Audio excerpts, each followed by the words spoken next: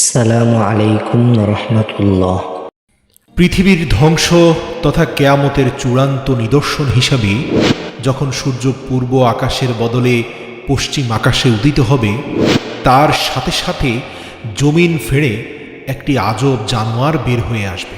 তখন থেকে তওবার দরজা একেবারেই বন্ধ হয়ে যাবে এবং সেই প্রাণীটি মুমিন এবং কাফেরদের মধ্যে চিহ্ন এঁকে দেবে এবং সে বলবে, আজ থেকে তওবার দরজা বন্ধ হয়ে গেছে। মুমিনদের কপালে লিখে দেবে মুমিন এবং কাফেরদের কপালে লিখে দেবে কাফের। পবিত্র কোরআনে সূরা নাহালের ৮২ নম্বর আয়াতে মহান আল্লাহ তাআলা বলেছেন, যখন কিয়ামত নিকটবর্তী হবে তখন আমি তাদের সামনে ভূগর্ভ থেকে একটি প্রাণী বের করব। সে মানুষের সঙ্গে কথা বলবে, এজন্য যে মানুষ আমার নিদর্শনসমূহ বিশ্বাস করত না।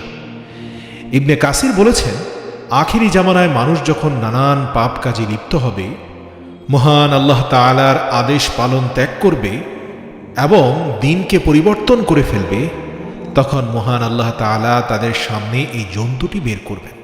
মুহাদ্দিসগণ বলেন, সেই প্রাণীটি বের হয়ে অবিশ্বাসীদেরকে বলতে থাকবে, তোমরা তো কেয়ামত বিশ্বাসই করতে না। আফসোস, আজ সে সময় চলে এসেছে এবং আমিও বের হয়েছি। মুসনাদে আহমেদের আরেকটি হাদিস থেকে পাওয়া যায়, এই দাব্বাতুল আরদ নামের প্রাণীটি সকলের নাকেই দাগ লাগিয়ে দিবে, এমনকি এক ব্যক্তি আরেক ব্যক্তিকে নাকের দাগওয়ালা বলে সম্বোধন করবে। নবী করিম সাল্লাল্লাহু আলাইহি সাল্লাম আরও বলেছেন, এই প্রাণীটির এক হাতে থাকবে মূসা আলাইহিস সালামের লাঠি এবং আরেক হাতে থাকবে সুলাইমান আলাইহিস সালামের আংটি। মূসা আলাইহিস সালামের লাঠি দিয়ে মুমিনদের চেহারাকে সে উজ্জ্বল করে দেবে, আর সুলাইমান আলাইহিস সালামের আংটি দিয়ে কাফেরদের নাকে দাগ কেটে দেবে। লোকেরা দস্তরখানায় বসে একে অপরকে বলবে, হে মুমিন, হে কাফের।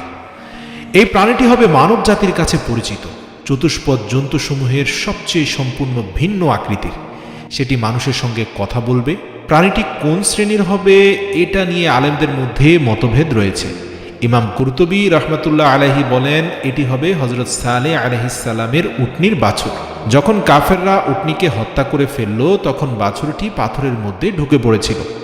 সেটি মহান আল্লাহ তাআলার অনুমতি ক্রমে আবার বের হয়ে আসবে।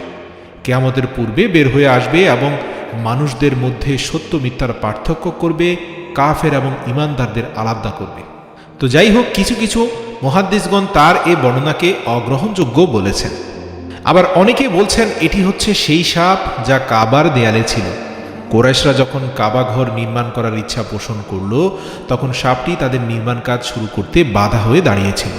একটি পাখি এসে সাপটিকে নিয়ে গেলে নির্মাণ কাজের বাধা দূর হয়ে যায়। কিন্তু এই কথার পক্ষেও কোনো সুস্পষ্ট দলিল নেই। এমনকি আরও অনেক কিচ্ছা কাহিনী বর্ণিত আছে। এগুলোর প্রতি আসলে গুরুত্ব দেবার কোনো প্রয়োজন নেই, কারণ এই সকল ঘটনার কোনোটির পক্ষেই সুস্পষ্ট হাদিস বা দলিল পাওয়া যায় না।